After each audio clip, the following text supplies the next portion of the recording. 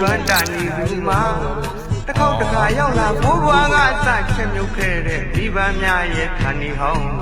ဘယ်တော့မှမဟောင်းနိုင်ပါဘူးမျိုးကြီးရဲ့အရေးရောင်အောင်မှာ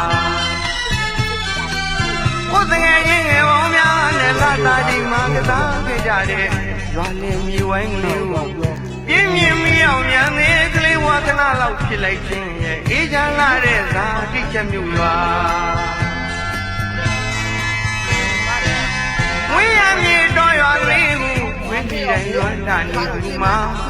တစ်ခေါက်တစ်ခါရောက်လာဘိုးဘွားကစချက်မြုပ်ခဲ့တဲ့မိဘများရဲ့ဌာနီဟောင်းအဲ့တော့အောင်ရောက်တာဘယ်ကြီးမရောက်တာမျိုးကြီးရဲ့အရေးရောင်အောင်မှာကိုယ်တကယ်ချင်းငယ်ပေါင်းများနဲ့လာတာချိန်မှာကစားခဲ့ကြတဲ့ရွာနဲ့မြေဝိုင်းလေးကိုပြင်းပြင်းမီအောင်မြန်သေးကလေးဝါကနာလောက်ဖြစ်လိုက်ခြင်းရဲ့အေးချမ်းလာတဲ့ဇာတိချက်မြုပ်ရွာတောင်းကံမရနဲ့တာသာရရဟောဝါသာအေးချမ်းလာတဲ့တော်ရွာသဘာဝလေးဝင်များစွာတောင်းကံမရနဲ့တာသာရရ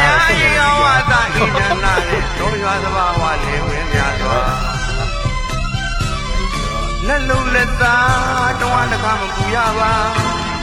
ဒီနန်းဆိုင်ခင်ရိုင်းမင်းလို့ကူညီညာကိုရွာဒီပါကိုကဝိုင်းလို့ချစ်ကြည်ရင်နေကျိုးဆောင်ရတာ